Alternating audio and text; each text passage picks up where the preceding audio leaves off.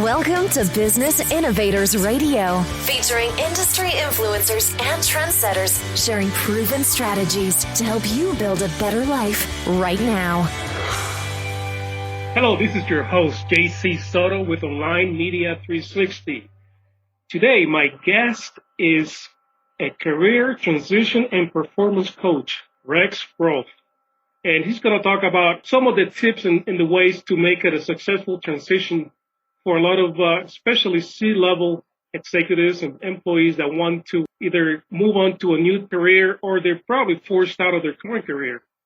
So welcome to the show, Rex. Thank you much. Glad to be here. I really appreciate the opportunity. And I know you're also the president and owner of Cornerstone Performance Group. How do you help clients with your company? Well, my goal is to help them in transition. I say, I help people move in, out, up, or over within an organization. Sometimes they're trying to penetrate a new organization. That could be helping them with career transition coaching to get in, or once they're in, help them with assimilating and integrating well with the company. They're trying to grow up within the company, assume higher levels of leadership and more significance. Sometimes they're moving over to another division or role. They're transitioning. And sometimes they need to move out. It's no longer a fit for them, and they're looking for something to transition out of an organization. So it's both transition from a job standpoint, but also could be professional development or leadership coaching just to put them in a better position of success. A lot of people do that by themselves, and probably they're not having the most success. What are the benefits and advantages of hiring someone professional that can help them through that process?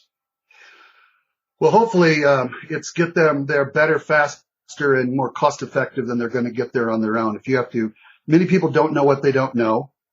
And so they take not always the path of least resistance to get to where they're trying to get to.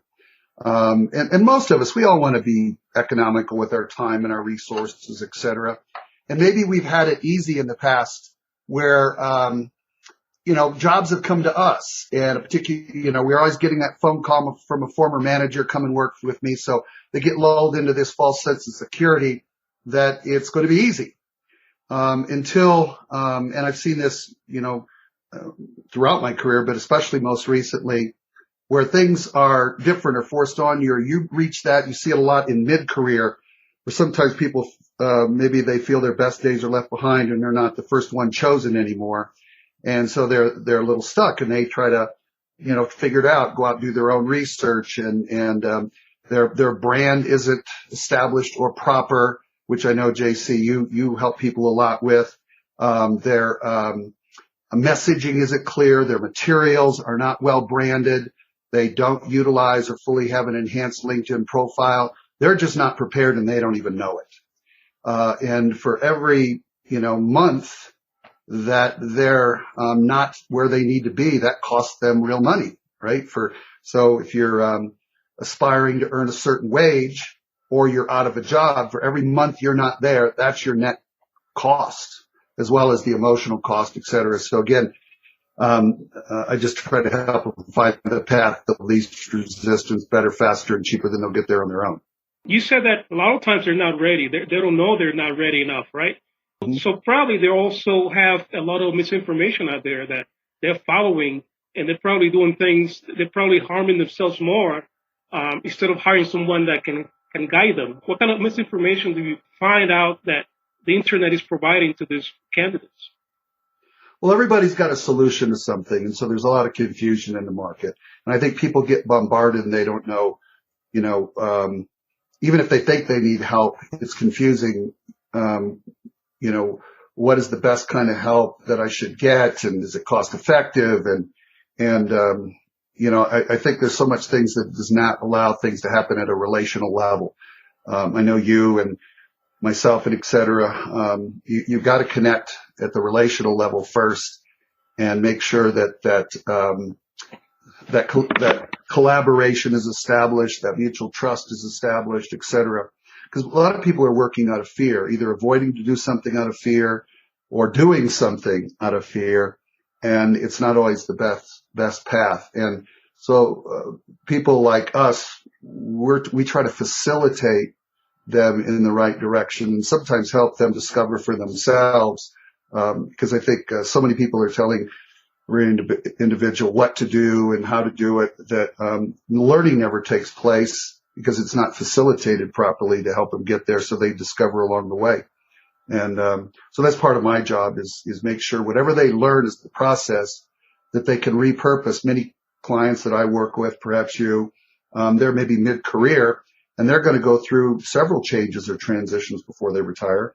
And if I can give them the best practice that they can continue to repurpose once they've got that, mastered that, that's something they carry with them, and it pays dividends beyond their career, so they don't have to keep, seeking out, spending a lot of money and the next counselor or coach up. I'd rather do work that is a next level work or something that is a little bit different than maybe what I've done before, because if I'm doing the same thing I did before, then we didn't teach it right the first time. So it's ingrained in them. So, and so I think those are the important things. But I think just people act or don't act out of simply a fear, which is often, as you know, false evidence appearing real. Yeah, and any transition, especially career transitions, kind of be terrorizing for a lot of people. What kind of fears do you see that they bring to you when they come and want to talk to you? First of all, many people, and even people you would think would have it all together, when you tear the layers of the onion back, there's a lot of insecurities.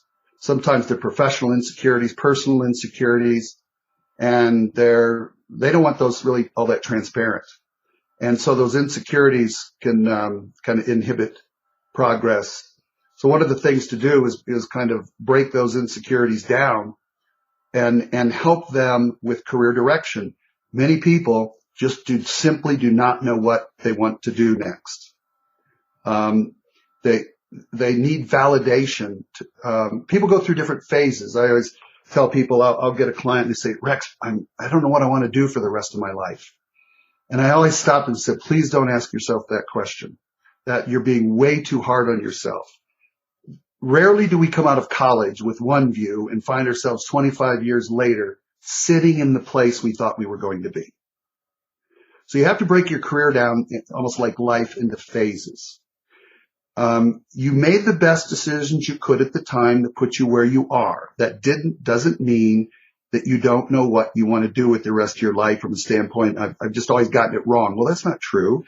It's a new phase. It's a new reevaluation. It's a new time to set a new direction. But to look back and be critical is not helpful. You know why you made the decisions at the time that you thought were right. So we go with that. Well, let's try to put a process together that gives you greater validation, more sense of security that you're making the right decision for this phase of your life. Because guess what? A new phase is looming. But if we could teach you good change management skills, transition skills, decision-making skills, give you tools and assessments that will help you to feel good about the decisions you make. It's like the preponderance of evidence is telling me I need to go this way. Exactly. We're not robots. It's not black and white. It's gray. But we've done all the due diligence we can. And so the preponderance of evidence says, let's take this direction. Now, when you leap into the marketplace and you take that direction, what you do is find that there's so many things out there that you weren't even aware existed. But because you acted, because you stepped into the marketplace, you've allowed yourself to discover things that if you had avoided acting out of fear, you would have never found those other things. So you start with the things that make most sense, go for those, and a whole plethora of new things are going to open up that you can't even imagine if you're acting and moving forward. Yeah, and a lot of people don't move forward. And that's probably one of the biggest mistakes. They're afraid to move forward and they get stuck.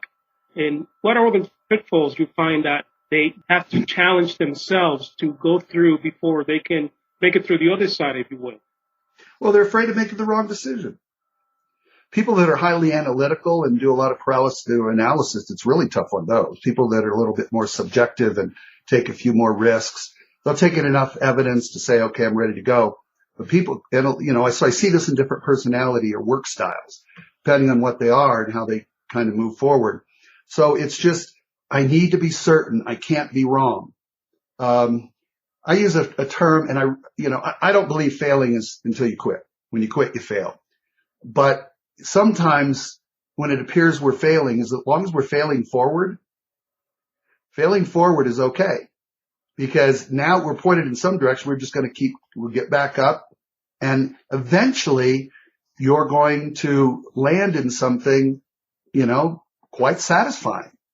And so, I'm an optimist, and you probably are too, because we've probably seen a lot of people go from one state of, sometimes uncertainty or desperation, and you see them come out the back end in a much more confident state, much more certain state. And that transformation is pretty cool to see. That's where the real satisfaction of what we do comes in. So, and I think helping people set the right kinds of expectations so that if they're off mark just a little bit, that they can readjust, not be, say, overly damaged by it, and keep moving forward. And then when they look back, they might, well, not too bad. Well done, good and faithful servant. I guess I did okay, and I navigated pretty well. I think a lot of people, when they get to those older years, they say, one of the things I hear a lot, I wish I'd have taken more risk. Yes. I was too conservative. I was too afraid, and too afraid to fail, but without the mindset of failing forward. Yeah. Too many regrets at that point. Right. Yeah. We all have them. Yeah, we'll have them, and we got to deal with them our own ways. Yeah. Now, looking at you, you must have some kind of process or steps that kind of nothing in life is guaranteed, but makes the process a little more palatable and maybe more chances of being successful. You have those steps? Yes, certainly. Yes, absolutely. There is a fundamental set of best practice steps, if you will, the process you referred to, methodology, that works pretty much universally, and what always has to be done is applied uniquely to the individual. When you are seasoned in whatever craft you do, there's an art and a science to what you do. So the process is the science, the art is the application of it that is adjusted and directed towards the individual and their particular circumstances. For career transition, now career transition is one thing, leadership development is another process, performance enhancement is another. Quickly on leadership development, I have kind of 4 phases. One is called market readiness. That can be done in as soon as 30 days. It's about doing situational analysis, Q&A, getting kind of an understanding of where the individual lies. Assessments, I like to validate with assessments, looking at their skills, abilities, interests, competencies, get a good picture and foundation that's validated what some of those strengths are and things that we need that to try to enhance that may not be as strong a suit. So once we achieve market readiness, we're ready for prime time, which would include a good branding statement, a good branded resume. Branding statement, I mean by elevator pitch, a good branded resume, an enhanced LinkedIn profile, some other supporting documents that helps communicate your value proposition, and finally a sales plan, a marketing plan, a go-to-market strategy that and means by how you're going to track your activity, et cetera. I call that getting market ready. Market engagement is the next phase. That's actualizing your marketing plan. That's putting that sales plan to work and monitoring it and making sure you're making progress and achieving the milestones you need to achieve and actively engaging the market. It won't come to you. Really, it's sales. You're the product and service. You got to identify your target market, like your messaging material, all that, and you have to go out and engage a network. Yes, there are tools like job boards and employment agencies and things like that that are valuable tools, but you're not in control of those things. The only thing you're in control of is your own activity. And so that's what we do. That's market engagement. Then once somebody lands a job, then we oftentimes will go into onboarding, assimilation, integration coaching. You work really hard to get a new job. Companies do not do a good job of really assimilating you. They onboard you. We're like, here's your computer. They put you through a training class. Your boss takes you out to lunch. give you your computer, show you where the bathroom is, and boom, now go make hay.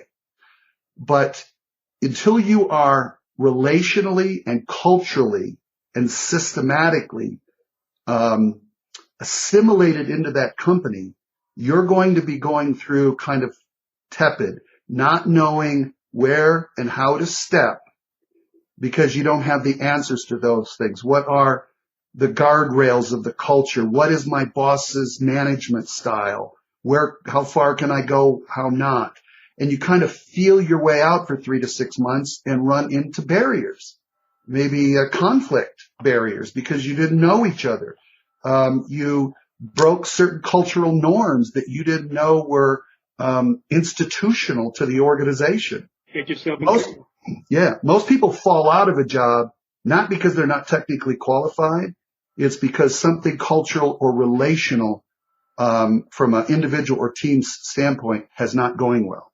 So we work to help eliminate those barriers, give coaching tools how to properly assimilate, onboard, and integrate.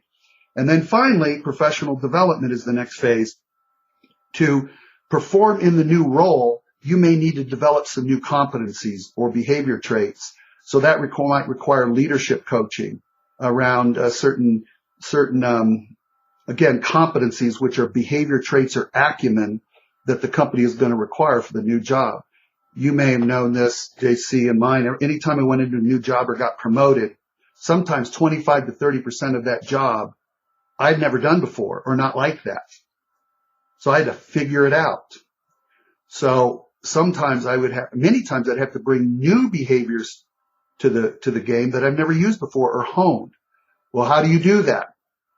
And that's where coaching come in to help you craft that. And finally, through that, then you've got the pieces, and a lot of those things once learned, then you can keep repurposing in the future because now you have the foundation of the education to do so. That's very important, the foundation. Now, how do you get involved? How do you get started yourself in this industry? How did I? Yeah, you yourself. Well, a lot less planful than I teach. Right? I don't know, maybe you could relate to that, how you got where you are versus where you came from, right? We sometimes land there. Yeah, we land there, right? There's a story over beers that we could talk about how we each landed where we land. But for public consumption, we'll say this. I had kind of aspirations. I was, loved athletics, and I had the aspirations of playing high levels of football. I was fortunate to play at Ohio State and went on and had some good years there, but I did have an injury and realized that anything beyond that at the next level that everybody idealizes about professional football wasn't going to happen. And so graduated with a business degree, industrial management. I grew up in Ohio. My first job was in California. I went to work as a financial analyst for a defense contractor. And picture this scene. You hear about all the $600 hammers and $800 toilets and everything and wasteful money in defense and whatnot. Well, I was a financial analyst working, I remember, was a torpedo project. And I didn't know anything about torpedoes, but I was crunching numbers for torpedoes. So I give all these engineers all my financial data and where they're spending money wisely or not, and they could have cared less. I was just handing stuff. It went nowhere.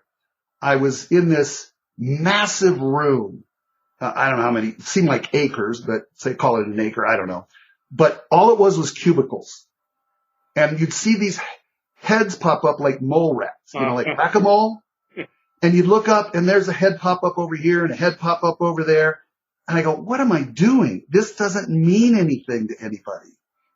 I'm a rat, Great company, not all, but so a friend of mine that I happened to run into was a recruiter, and he recruited in accounting, finance, and IT. Well, I had finance in my background. I said, anything's got to be better than this, so I'm going to go do that. I didn't have a career coach. I was winging it. Didn't take the path of least resistance. It took me 4 years to come to this decision, and it was only through luck of running into somebody. And so I went into recruiting, and I liked it, and I was successful at it. And then we had one of the owners of the company, we just didn't see eye to eye. Several of us values wise didn't kind of meet our value standards. And I remember this manager, he was a very boisterous, big, large gentleman, and he would berate people in public all the time in the office. Didn't do so much me, but he did a lot. And one day he did it on a Friday I'll never forget, and he was just ripping somebody that was a friend. It was public, and I just reacted, and I stood up and I said, I'm out of here. By then, when I thought what I did, well, I've already committed, so I got to go. And 3 other people followed me. We walked across the street to a bar. It's called Brett's Place. George Brett, the former baseball player of the Kansas City Royals, owned this bar. It was in Hermosa Beach. We went across to have a beer. We go, oh my God, what did we do? We just quit our jobs. And so we said, okay, we got to go create a company. So we went and started a search firm in our own image. The company we worked for was in business 7 years. After we left, they were in business 7 months. We went and created a new company, was successful. We had it about 6, 7, 8 years. And that started my interest in in helping people with transition as a recruiter. We started adding things to our practice like leadership and assimilation, more of a qualitative process around helping people land jobs. I then eventually sold my interest in the business, transitioned from there, and went to work because I wanted to get more in the leadership area. A global talent management consulting firm called Right Management. They were the world's largest outplacement provider, so a lot of career coaching. I moved to Denver, took a kind of a local sales role, then became a managing principal and was there 15 years, promoted 4 times, and was running Central North America, about 18 markets. So I learned the whole talent management space of transition, leadership, team development, all of those kinds of things, communications, individual organizational assessment, change management. And I just loved all that stuff, helping companies and teams and individuals grow in transition and development. And I was there 15 years, then we got acquired. And so I had another career change in front of me because I didn't want to move to Philadelphia or Milwaukee, which were 2 of the options. So I left there and went with a leadership development training company for a couple of years, but they went through a lot of management change. I said, you know what? I'm going to go do this on my own. And I made another change and decided to open up Cornerstone about 8, 9 years ago. And so I've been doing private coaching hundreds of people all over the world in all kinds of professional walks of life. I've got amazing stories of people I've worked with. And that's what's kind of led me to all of this. But, you know, like a lot of people, it's kind of out of desperation. I'm not happy. Yeah. So I got to make a move. And I failed forward a couple of times with not a plan. But when I figured out how to put the plan together, then things took off. They came together. Yeah. Yes. You've been doing this for a while now. Can you give me maybe 3, 4 tips for my listeners on how to perform or how to go through this career transition process? Well, obviously it depends on if you're going alone or going with somebody. But I think that none of us have achieved anything alone, and we're not likely to achieve anything going forward alone. And so if you try to do it alone, even if it's seeking best advice from friends, I'd say just don't do it alone. And don't be ashamed of your situation to bring people in to help, whether that's just friends or professional help. The thing is, a lot of people are going to want to emotionally help, but they're only going to help up to their ability to help. And then they'll kind of back off from that. They don't want to break anything. Plus, they don't want the responsibility or accountability for your success or not if they're not sure how to handle it. So sometimes it can be a little disheartening that, you know, people aren't just leaping to help you with referrals and all kinds of things. So you need to make sure that whoever you're seeking help with, you know, knows what they're doing. And but the first thing is do not try to go it alone. Ask questions, get referrals. If you're looking for a coach, go online, look at LinkedIn recommendations. If you want somebody to help you write a good LinkedIn profile, look at their LinkedIn profile. And if it doesn't appeal to you, then and they're not big users of LinkedIn, well, that should tell you things, right? Exactly. Yes. Contradiction. Right. So, but you got to do your due diligence. I think at the end of the day, it's about fit. And I just feel comfortable with somebody? What will be the experience like working with them? I think you can kind of figure out credentials, but will I anticipate and be excited about jumping on a call or a Zoom? And do I feel better informed or exhilarated after I get off? What will the experience like? And I think you really have to make sure that you're kicking the tires so you know if it's just a good fit. I do the same thing. I got to make sure it's a good fit with a client. I don't take every client. Most of them, it all works out great. I've even fired a few clients because they're not putting the work into it or they don't have a good attitude. Some people will hurt themselves in spite of themselves, right? And I mean, it's a small minority, but it's got to be a good fit. Yeah, that was my next question. What would people look for in someone that they want to hire to help them with this career transition? You just answer that. Anything else? Well, competence, they're certainly their body of work. I would look, like I said, at different things like are they highly recommended in LinkedIn and whatnot. I think credentials, certifications, look at where they've worked. If I see people that have a pattern of just it's in my business, they went from I'm being real facetious here, from a truck driver to a policeman to an attorney, and now they end up in career coaching. I don't know if that's the best path to get there. So is this their life work? Can you see the path that helps them just grow and expand into that? So that matters. And I think, again, going back to fit, ultimately, it's likability. I mean, when it really comes, am I going to like this guy and or woman and like working with them? You're going to go through a really stressful process that, you got to be able to get along with that person and trust that person. As stressful as it is, it should be enjoyable.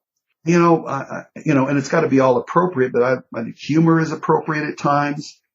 And just, you got to set the tone of the attitude that you want them to eventually adopt. And you got to believe it, right? Something you said, they have to be congruent.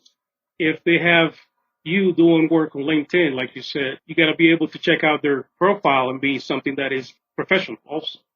Correct. So Rex, if someone wants to contact you, how can they do that? Well, my website, it's goforcornerstone.com. That's the number 4, numeric 4, not FOR, goforcornerstone.com. You can look at the website. There's a connection page there. You can also go to LinkedIn, connect with me on LinkedIn, message me that way. rex.rolf@goforcornerstone.com is my email. Again, the number 4, so you can reach me that way. And I think that should be pretty easy. My name's pretty easy, Rex, R-E-X, Rolf, R-O-L-F. You're not going to find many of those. I'm not a Smith or Jones, so I'm pretty easy to find out there. Yeah. So to my listeners, all his links are going to be just below the recording. Rex, thank you for sharing your wisdom and knowledge with us today. Appreciate it. Any last minute words for us? No, I'm grateful for the opportunity. JC, very well how important branding is. I mean, you're a subject matter expert in that and promotion, and so the importance of that. And I'm sure,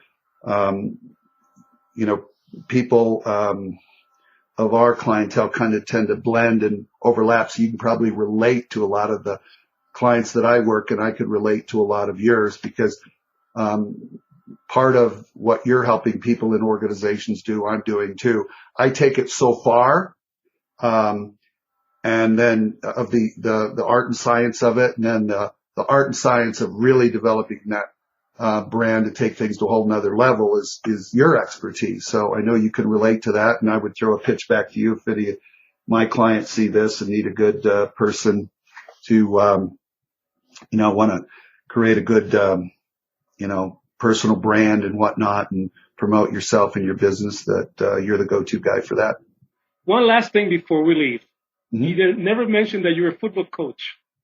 Oh, yeah. So about 14 years ago, I met a guy at my church, and he was on the board of directors of a new startup high school, and it was right across the street from where I went to church. And he found out that I played at Ohio State. He was a USC guy, played baseball there, so we talked sports all the time. He said, well, hey, my son, who used to play at University of Nebraska, is going to coach high school ball over there. He said, your background, they're looking for high school coaches.